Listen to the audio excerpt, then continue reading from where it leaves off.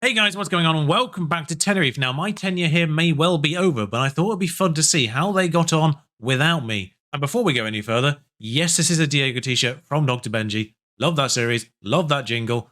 I ran out of normal t-shirts the other day and had to dip into the memorabilia drawer, so I figured I'd put it on for this FM video before it goes into the wash and back into that drawer, never to be worn again. This is my profile, by the way. My personality was unambitious, which I suppose just goes to the fact I stayed at the same club for 7 years. I think that's the only reason why it was, because clearly I was ambitious. Look at the awards and competition wins. Whatever. In this video, we'll be covering 1 year and 3 years into the future. I might do a 5 and 10 as well. Because there's only one thing we're looking at specifically, I figured we could do 2 jumps in one video, and it wouldn't be too much of a problem. But, so Tenerife legend, we'll go to Tenerife via there, see who the manager was first and foremost. Marcelino took over. Playing 4-4-2. I mean, I can already see signings, but he's playing 4-4-2 in Spain. 4-4-2 in Spain feels weird. Now, Marcelino often ends at decent clubs. I believe he was the manager of Tyne and Wear in my county save, which effectively became one of the European teams in that simulation. But, okay, Marcelino, professional personality, decent in all of those. Was Inter manager, was Spain manager, Bilbao, I think, in real life. Or he joined Bilbao in the game in the first year. One of those two. Either way, good manager, even if he is playing 4-4-2. He's playing 2 strikers, which means we have lost a midfielder. Oh dear. We've already probably had a casualty in that respect. I also noticed the back line. He's playing Harwood at left back, which, yeah, I had a feeling that might happen. Which does mean, it looks like he's been playing Lopez though, which is good news for Lopez, bad news for the left back. Harwood's played 57 times. I do suspect Tenorio has been utterly shunted out here. If I could have somehow reduced his ability at left back, I would have before I left. But I couldn't. All I could do is give him a new contract, so he's going to be here for a while. 2032, the end of the contract now. But yeah, I gave him 120 grand a week. It's fine. Figured he needed a pay rise from 13 grand. Before we go any further, I just wanted to reward my year-long viewers here with a piece of news which I completely forgot to bring up in the actual Tenerife main save, and that was the move of Hakan Evjen, who people at the very beginning of this year's game cycle might remember was my first signing for Sheffield United. Guess where he ended up? I had to laugh when I saw that happen. Actually had a good first year there, then turned into Hakan Evjen at my Sheffield United. The rating's much more like what I saw in those latter 2 years. Just thought I'd bring that up now before I forgot. But back to actual Tenerife now, which is the whole point of this, of course. We can see, without me and with Marcelino's 4-4-2, still first. Wasn't just me, it was the entire squad, although 3 losses in the season that followed, opposed to my 1. Opposed to my 1 in the final year, which, more annoying now, that singular loss. But never mind. 95 points, still 12 clear of Barcelona, Real Madrid, Atletico Madrid, top 4, re-established itself, actually, in my absence. I don't know how I had any influence on that, but apparently everything's back to normal again. Las Palmas went straight down, though. 1 point between them and safety. So we had 1 year of a Canary Island derby. Back to normal. Back to Las Palmas fighting against my B team, which did win the 2nd division last year and won it again this year. So, of course, Tenerife and Barcelona B being 1st and 2nd means 3rd and 4th got the automatic promotions again. Pamplona, Osasuna and Elche re-promoted. Bruno Biscam with 26 goals. Kaiser Janssen played for the B team this year rather than going on loan, I noticed there. He is far too good for the B team, as evidenced by getting a 7.55, I suppose. But yeah, I loaned him out to Rennes last year, and he did well there in the French 1st division, so I have no idea why he was playing in the Spanish 2nd. I don't know why they didn't loan him out. Same with Kaiser, really. He's sort of outgrown the B team to a degree, but those two absolutely obliterating the 2nd division. Meanwhile, in the top division, we can see that Hugo Merckx got an average rating of 7.89. I'm sorry, the top 3 average ratings are absolutely unbelievable. How are there 6 players with an average rating of 7.7 or higher? That's absolute madness. No, I swear normally the people contesting average rating wise are like 7.6 at best. Hang on a second. I'll be honest here. I did not know this player existed when I put this shirt on. He's 19, he's a Vigo. I must have played against him at some point. Jesus, he had a good year. One thing I couldn't help but notice on the Tenerife page was that Orsolini had the most amount of assists. Even when I'm not in charge, Mr. Reliable's doing the business. Sorry, I have to go back to Diego. He's really good. He's a winger, not a striker like the actual Diego. But I say the actual Diego as if he's a real person. You know what I mean? If I knew he existed, I'd have gone for him myself. Didn't actually look at Hugo Merckx after all that, but 7.89 average rating, 16 goals, 2 assists. In a 4-4-2, I suspect he's using him as a striker. Yeah, he can't really do, well, he's makeshift as an MR, which kind of implies he might have played there once or twice. But if he's playing 4-4-2 regular, Merckx is going to be a striker, isn't he? 30 starts, 47 in total. Would imply that Maxi Gomez and Merckx are probably the strikers normally, and Mayorga's popped in for the last game. Sort this by appearances, we'll work out what's happened there.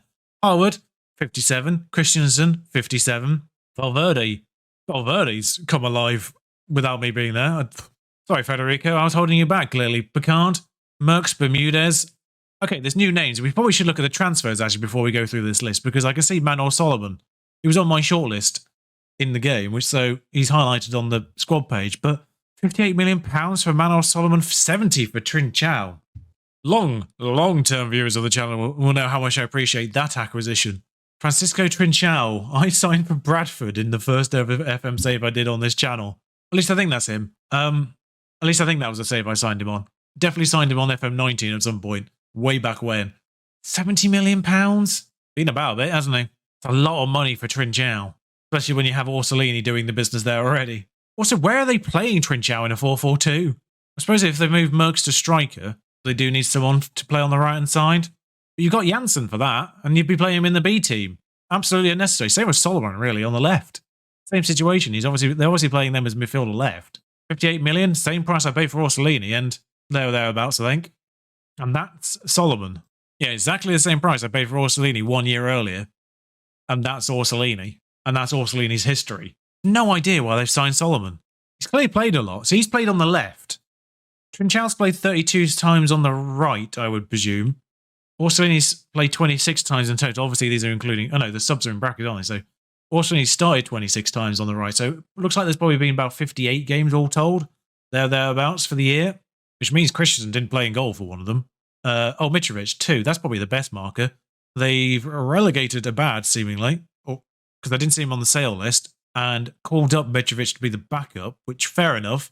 I'd have probably called up Uriah as the backup rather than Mitrovic, personally, because I know Uriah's homegrown club at this point. I don't know if Mitrovic is. He was one of those players I signed in the background and never really showed you because he didn't get good enough in time. Yeah, half a million from Red Star year before last, before I quit. Played once for the B team in this save and once for the A team.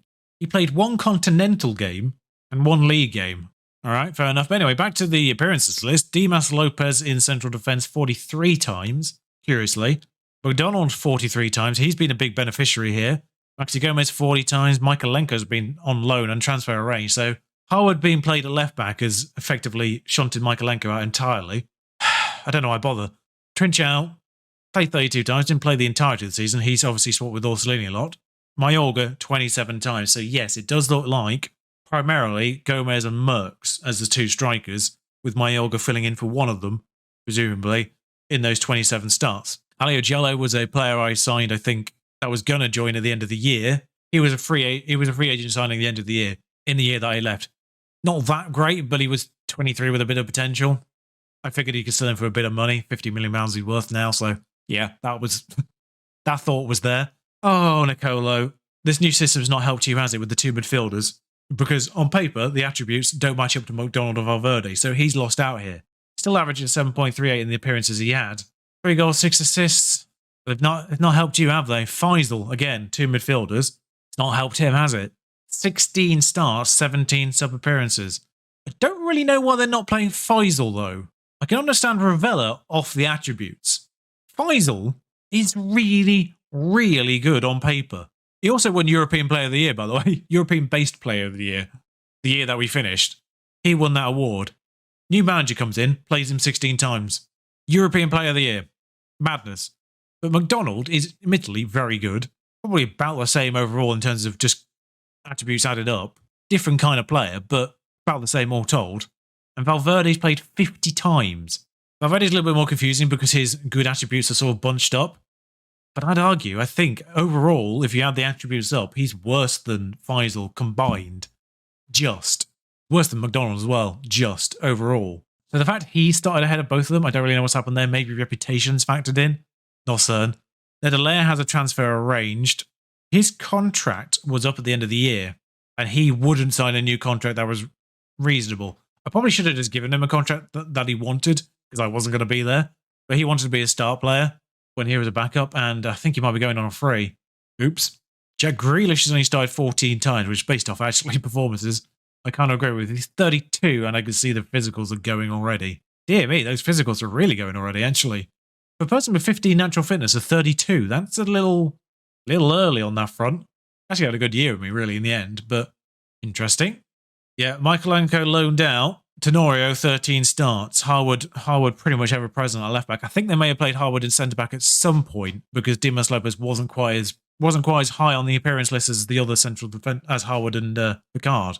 So I think they may have used Harwood centrally and Tenorio for 13 appearances at least. Yeah, so for those 13 appearances, I suspect Harwood had played in central defence because Harwood played 57 times, which implies he pretty much played every game somewhere. Alves barely played, fair enough. Janssen did have one game in the first team. Kostas Dukadin has really suffered here. Didn't really have a good season, let's be honest with me, but he did at least make 17 appearances all told. He's played in the B team, done very well in the B team, in fairness. And Guba didn't play at all. But these were players I called up to the A team, but made available to the B team. So I don't know what's going on with them. I don't know if they've been available for the B team under new ownership. I don't know if I've accidentally ruined their chances by calling up to the A team and then not putting them back in the B team before I left. In terms of sales, I didn't actually really look at that, but Vitor Ferreira did go. He did get a bit upset by the fact he wasn't playing deep line playmaker, so he's gone. Antov's gone. Something I would have done anyway. I'm just looking through the outbound list for loans in particular, because I swear, and this is something I completely forgot to bring you, I swear there was a player that was English nationality but had a Spanish name, but when you went onto his information page, had a completely English name and no Spanish nationality at all. There was no implication for why he had a Spanish name in the game. And I can't find him. He must have been a new gen that I didn't actually sign. And I've looked backwards and I don't have saves for around that correct time. It was either this year, the year before that. I can't remember. It was in the last 3 years worth of youth intakes. If I can't find him, clearly we didn't sign him. And I forgot to show him, so that's unfortunate. I am just a little bit intrigued by Yi Ji, see how he's developing. Quite well, actually. Driven, good work rate, good determination, good personality as well. All right, been at Sevilla this year. Garcia's been at Coruña. He's developing quite nicely, actually, now. Officially homegrown club, he can go out on loan, so that's quite nice. They loaned out Kaiser and Douglas as well for this particular year. Obviously, Douglas completely worthless in the 4-4-2 because he doesn't play that far back and he isn't good enough to be a striker, 9 finishing. And Kaiser obviously shunted out from the fact there are only 2 central midfield spots this year. And they sold Ferreira as well, so in fairness, that Ferreira sale is almost a necessity because he wasn't going to play. Did make a profit on him though, in fairness. Nice 21 million profit. Wow. Had a great year at Tottenham though, so all power to him. He's joined Satalo, I believe. At Spurs, I will just check the Champions League. Holders Manchester City, so we did not retain that title. Danny Motta at Apoel. Danny Motta is a name I recognise, and I'm not 100% certain why. Was he meant to be a wonder kid this year or something? I'm not sure why I recognise the name Danny Motta. But loaned to Monza, permanently signed by Monza, made his way to Cyprus, although he's been sold to Olympiacos. Just nice seeing a Cypriot side in the top 3 goal list. And second average rating wise, blimey. No wonder he got signed by a quote-unquote bigger team again. Haaland's at Liverpool, as he always is. Oh, Tenerife were the losing finalists. What was their run? Inter Milan, again. Dortmund beaten, Barcelona beaten, and then Manchester City. Who had to get past Manchester United, Liverpool? Had to knock out 2 English sides. The only other remaining English sides at that stage. That's unfortunate. Arsenal got to a knockout round. Where have they come from? Let's go 2 more years and see where things are. Obviously, I've simulated through to the 3-year point already. I've just made saves at the relevant points. We can see how some of those stories that were already developing have developed. Also, of course, we'll check on Diego. Now we know there is one. Right, so back on to Tenerife's page 3 years in. Back 5 are unchanged. Christensen, Harwood, Picard, Lopez and Bermudez. I think Picard and Lopez are swapped over, but other than that, same. Valverde remains in the midfield, but... well, we don't need to check on Diego because he's here. Marcelino has signed Diego from Vigo. Actually, literally straight away. For £60 million, he's been here for the last 2 years and has absolutely torn it up. Good God, 7.88, 7.83. 21 goals, 14 goals, and assists to go alongside them. For a player that I think is probably playing on the right-hand side more than most, go back on his position page, have to rechange this every time I load it up as well. He can play striker, but he does have 10 finishing.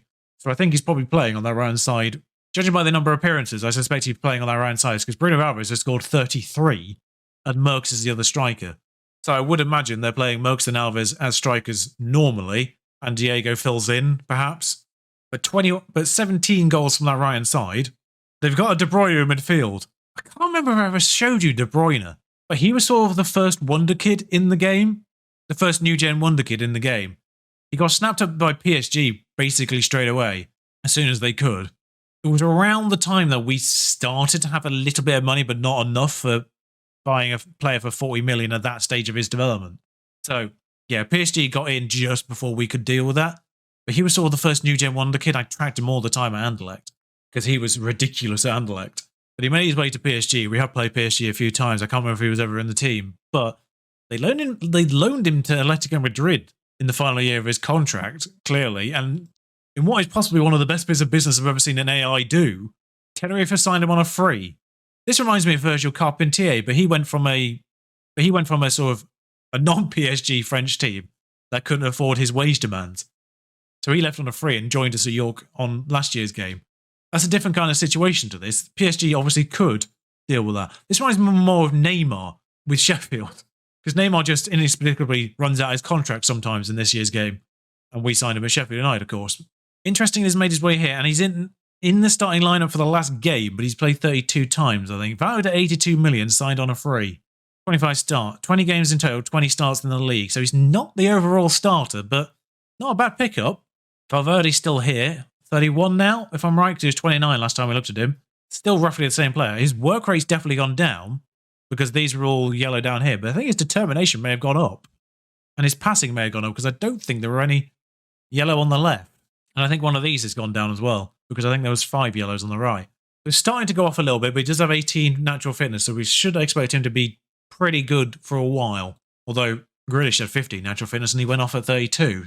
11 assists, 13 assists, 9 assists, 11 assists. Definitely picks up his game being in central midfield, so maybe I was utilising him wrong. Interesting to see Dimas Lopez as the key player now. Getting that game... oh my God. Well, I was going to say, getting that game time has clearly developed him. Good God. Yep, he's elite centre-back is the right description there. Jesus wept. Merckx a couple more years in, 24 years old. Merckx and De Bruyne were part of that first batch of wonder kids, both at Anderlecht as well. It was effectively either him or De Bruyne, because they're exactly the same price. 40 million, exactly the same year. We picked up Merckx, they picked up De Bruyne. I think the fact that they picked up De Bruyne was actually what triggered me to get Merckx there and then, because it was exactly the same price, exactly the same year, from exactly the same club. Luis Tavares on the left-hand side is interesting because he was a player I signed, and I think I did show you him, for £3 million in the final year. He was one of my sort of, here's a few players for you to have in the future. He was one of those few signings I did to sort of help the eye a little bit over the next coming years. And he has developed. He was the baffling one because he was only 3 million from a decent Portuguese side. There's normally a bit more premium from teams like Braga. But yeah, he has developed a fair bit. Not a starter though. 17 appearances. He's just started the last game for whatever reason. But hasn't started the previous ones. Been a bit of a feature of the B team before this. But physically, 20 pace, 20 agility, 7... oh my God, that trio of physicals. 17, 20, 20. Dribbling 16 to boot, 17 technique, 16 off the ball. Can anyone at all mark this person? He is unmarkable. Not great passing. I mean, it's got to be said, his finishing is bad and his passing is not great. But his crossing is great, so he's unmarkable, picking in balls from that left-hand side, you would think. 4 assists. He's going to get better, I think. I can see, though, first in the Spanish First Division. We'll go there first, actually. Okay, so back-to-back and 103 points. That's where we left things off, and that's where we are again. Bruno Alvarez has scored 27 goals in the league. That Gutierrez of Valencia is still there. Janssen's playing as well, 7.84. Janssen playing enough to get on the average rating list on that right-hand side is interesting when Diego's playing behind him at 7.83. They play in the same space. And he's not actually that good when you compare him to those other players. He's got the pace, and the off the ball in the first touch, but that's about it. Janssen hasn't really developed, but 12 goals, 5 assists in 16 starts, so actually not that many. So he's rotating with Diego on that right hand side, I think. And they both averages 7.8. So after I punted Alves into the B team in my final year in charge, he played 11 times in the first team and 2 times in the B team under Marcelino, was loaned out to Leipzig in the second year, did well there, and that's reignited his Tenerife career. 27 goals in 25 starts, 33 and 37 starts in total.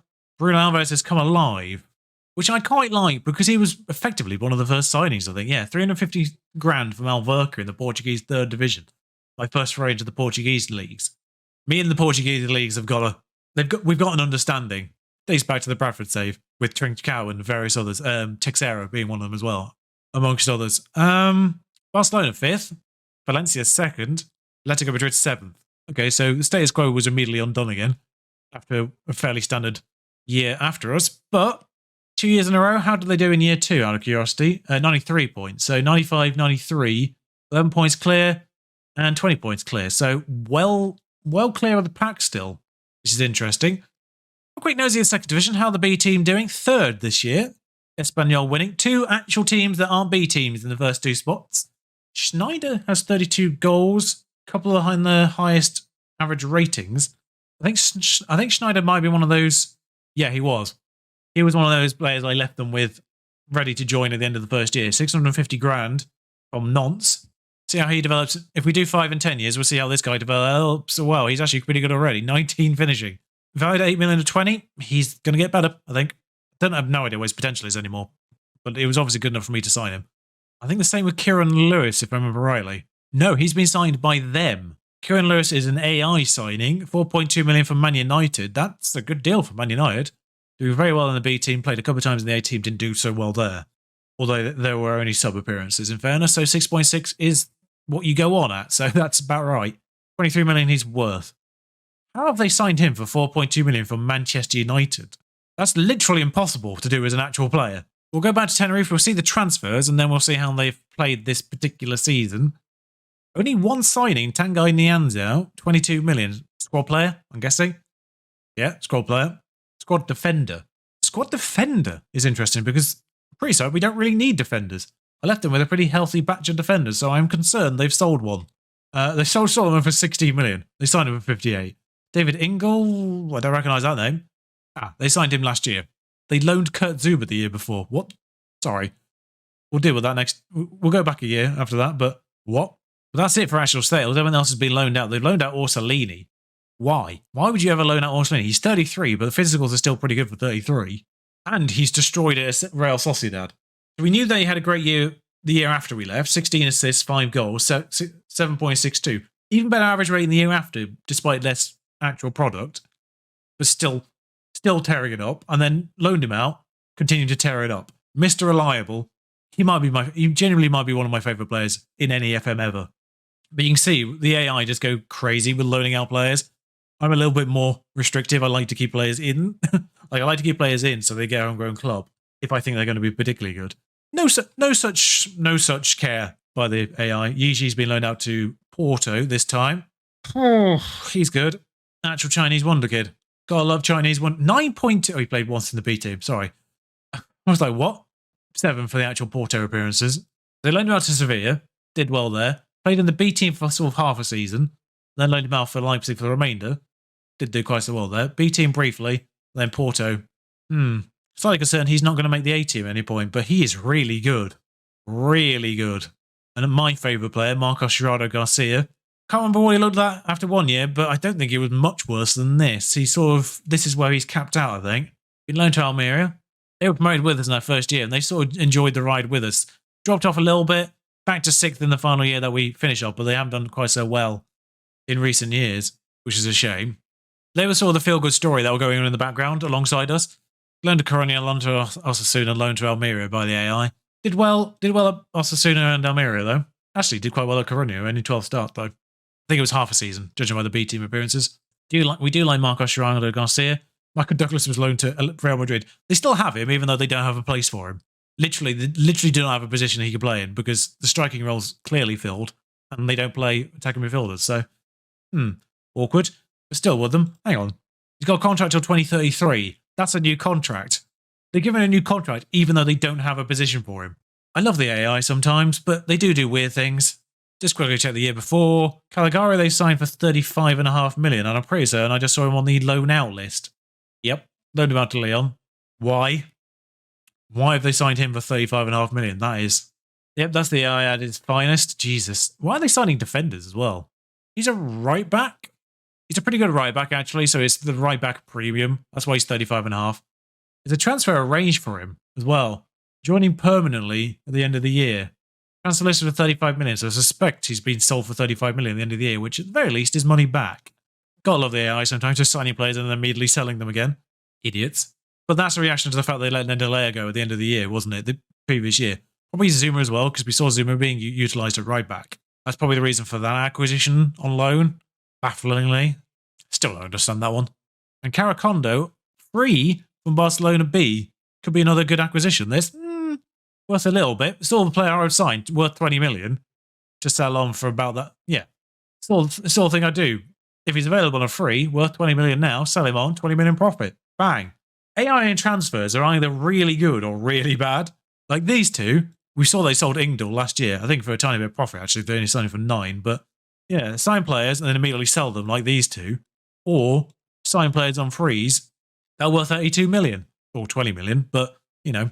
And then Diego for 60. I mean, he's worth 60, let's be honest. He's really good.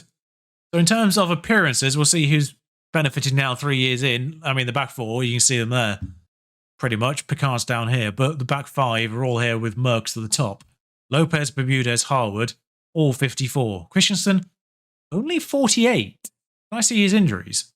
So he was out for 7 weeks the previous season. Only out for 2 weeks this season. Towards the beginning. I suppose that depends on how long it took to get back into the first team again. But 48 starts. Clearly not. He had 2 sub-appearances. As a goalkeeper. All right. Sorry, that's just throwing me off. 46 starts for Merckx, 25 goals. Picard has only started 44 games with 6 subs. So he's been involved in 50 games.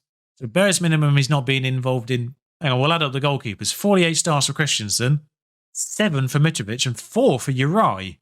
So 11 plus 59 games in total, one would just presume. Mitrovic had a sub-appearance as well. Don't know if this is including friendlies.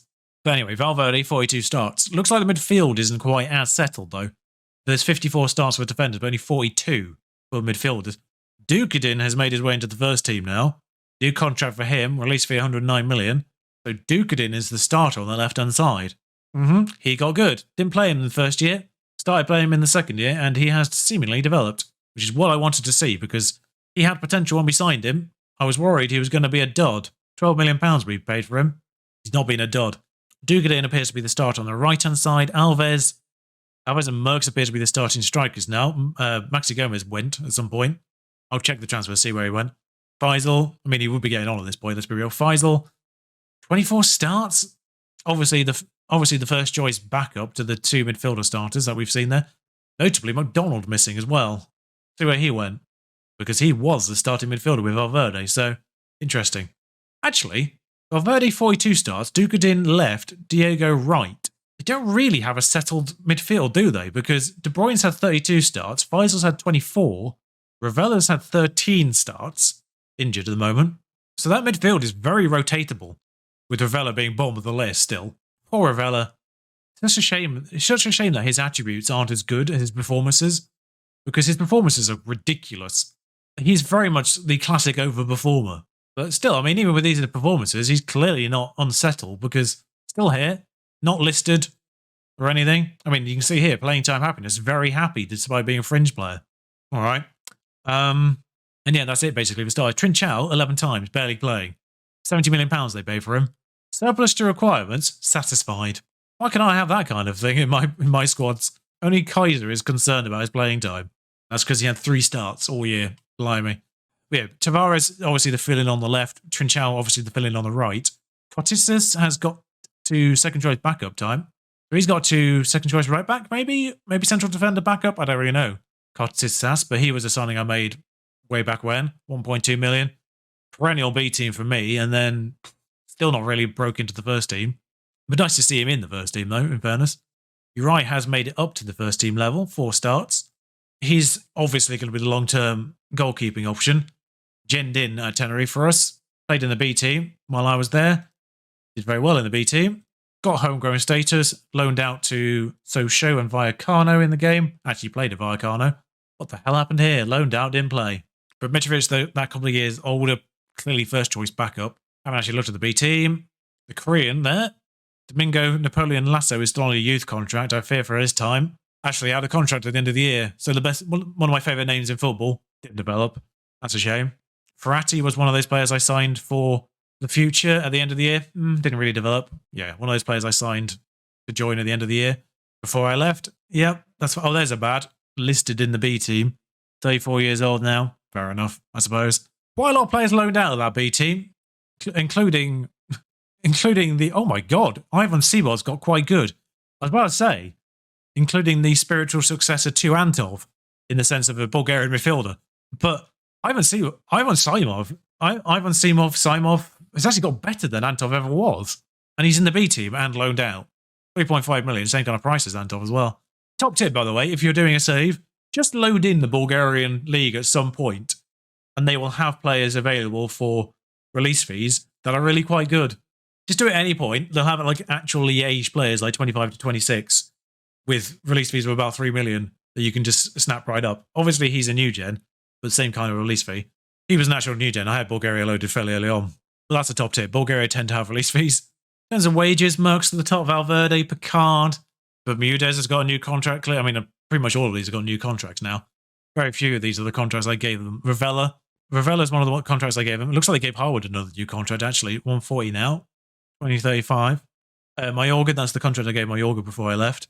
But that's about it. All the other contracts are new, as far as I can tell. Merck's might not be new. I'm not certain. No, Merck's has definitely got a new contract. 2032 would have been as far as I could have gone. I think at the point of me leaving. So I think Valverde's contract is new because his contract wasn't till then. So yeah, the only contracts that are new are Mayorga and Ravella. They were the ones I gave him before I left. And Ravella's I just gave exactly what he wanted, to be honest. 150 grand, you can have it. There you go, buddy. And they're barely playing him. We'll just check the Champions Cup. Actually, I just saw it there. Flick up. Tenerife, back to Champions again. We win it every 3 years. 2024, 2027, 2030. It was a great year. 103 points. This is almost pretty much identical to our final year in charge. 103 points in the league. Win the Champions League against a team from Milan. Tenerife had a Spanish run-in, though. Real Madrid, Barcelona. Real Madrid, Liverpool is a hefty first knockout round. But yeah, Tenerife win the Champions League again 3 years after I left. So it's on rotation. Diego, 7 assists. There he is. Christensen. Just want to check. Merit. He would be a little bit older now. He's at Real Madrid. He's back in Spain, 33 now. Just joined for 23 million. Good. Oh my God. I mean, no, sorry. It's just one game. 7.9, I thought. That was insane for a goalkeeper. But 7.3 is pretty good for a goalkeeper. Let's be honest. 7.4 nearly, actually, in that year for PSG. Thought I'd just check on him because, you know, friend of the channel. One thing I forgot to check at the end of the actual Tenerife save was where a few of the players went. Obregon was still at Man United because he didn't feature when we played Man United. I wasn't sure if he was still there. Maybe we did check. I can't remember. But he's still at Man United. And they had a few of our old players, actually. So we'll see if any of them are still there. Fernandez is still there, 35. They've signed a player called Forget on a free. There's a new gen at Man United called Danny Rooney. I mean, it's been sold to Brentford, but they haven't, have they? This isn't Wayne Rooney in-game. No? Okay. Just had to check. Caiado was loaned out to Everton at some point. That was it. Caiado and Hanus were the other two players. I think they're still there, but Caiado's has been loaned out consistently. And Hanus has been loaned out as well. Yeah, he still never got that good. He was just fast. And Caiado's gone to PAOK. 31. So glad they signed him. Solskjaer's still a charge, Man United, by the way, there. 10 years in. One last thing we need to check for Tenerife. I know that the capacity stadium is still 25. It's not being finished built. I thought it might be done by now, but it isn't. Sorry, hang on. I've just seen this. New chairman Tony Fernandez takes over. That QPR's Tony Fernandez, right? Oh, Club World Championship runners-up as well. Forgot about to check on that, but no, they didn't win that either. They've also won the Copa del Rey twice. But Tony Fernandez has taken over. Of course he has. But the stadium hasn't been finished. We'll leave that as a cliffhanger for next time round. So 2 more years, 5, and then we'll go all the way to 10 more years. We'll do both of those in the next episode. Until then, thank you for watching. See you soon. Ta-ra.